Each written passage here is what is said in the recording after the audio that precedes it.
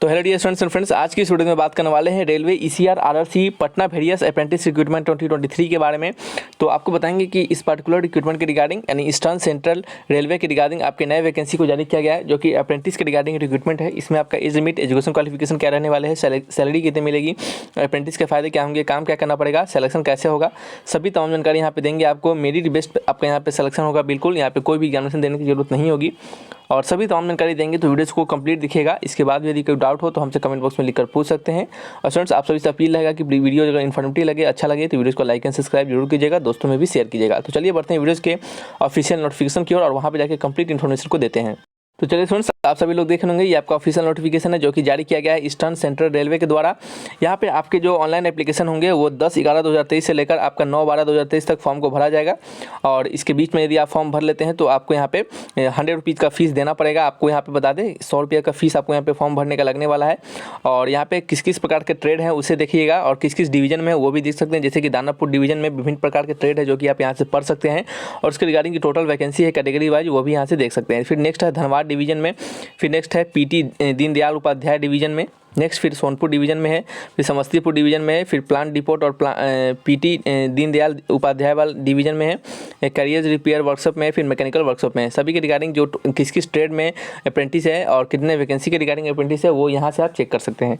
जिस ट्रेड में, जिस डिवीजन में, जिस ट्रेड में आपका वैकेंसी दिया गया है सिर्फ उसी ट्रेड में आप उस डिवीजन में भर सकते हैं। अगर जिस डिवीजन में ज़्यादा ट्रेड में वैकेंसी दिया गया है तो इसका मतलब है कि आप उस डिवीजन में विभिन्न प्रकार के ट्रेडों में भी भर सकते हैं। तो सभी डिटेल यहाँ से आप चेक कर सकते हैं। एलिजिबिलिटी कंडीशन के बारे में बता दें कि आपका जो एज लिमिट है वो 15 ईयर से लेकर 24 ईयर के बीच में होना चाहिए और आपका एज जो है 1/1/2023 से काउंट किया जाएगा। यदि आपका एज 1/1/2023 से मिनिमम 15 मैक्सिमम 24 है तो आप इस फॉर्म को भर सकते हैं। जो एज रिलैक्सेशन मिलते हैं गवर्नमेंट के रूल्स के अनुसार वो यहाँ पे भी दिए जाएंगे आपका।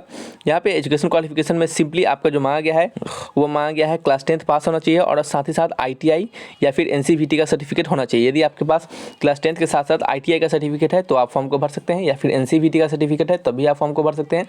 यदि क्लास 10th के बाद आपने यदि 12th किया है तो आप इस फॉर्म को नहीं भर सकते, क्योंकि इसमें ITI होना कंपलसरी है, ठीक है। क्योंकि पिछले बार भी वीडियोस हमने डाला था तो बहुत सारे स्टूडेंट्स का हमें मैसेज आया कि कमेंट बॉक्स में लिख रहे थे कि सर क्या ITI भी चाहिए। बिल्कुल ITI चाहिए, बिना ITI के फॉर्म नहीं भर सकते हैं।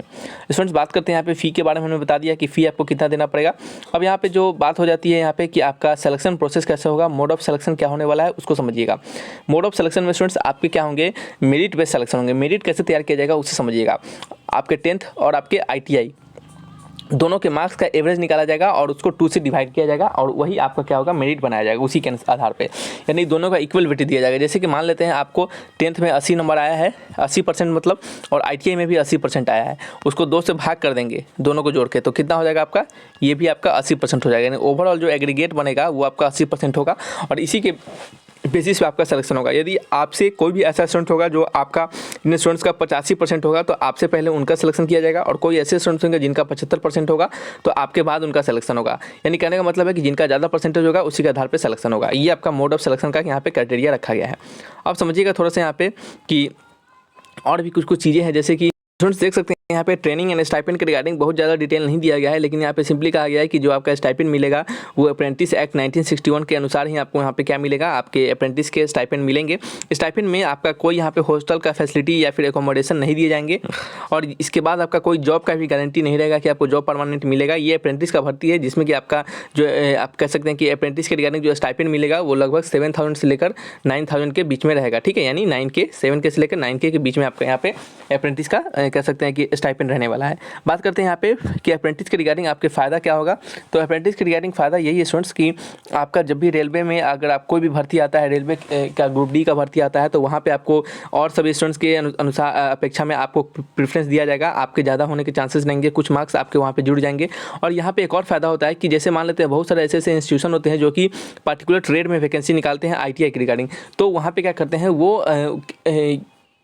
कह सकते हैं कि एक्सपीरियंस मांगते हैं या फिर कभी कभी वो अप्रेंटिसशिप भी खोजते हैं। तो उस कंडीशन में अगर आपके पास अप्रेंटिसशिप रहेगा रेलवे का तो आपको बहुत ही फ़ायदा होगा।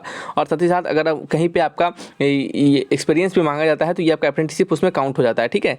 तो इस सब चीज़ों में क्या होता है, आपके फ़ायदा होते हैं इसके द्वारा अप्रेंटिस करने से। तो इसमें और भी ज़्यादा कुछ नहीं है जो स्टूडेंट्स बताना होगा। यहाँ पर सभी कुछ हमने लगभग बता दिया आपको, जो कि आपको पता होना चाहिए किसी भी फॉर्म को भरते दौरान। इसके बाद यदि कोई डाउट हो तो आप हमसे कमेंट बॉक्स में लिखकर पूछ सकते हैं। तो रखते हैं इस वीडियो को यहीं पे, मिलेंगे नेक्स्ट वीडियो में। Thanks for watching.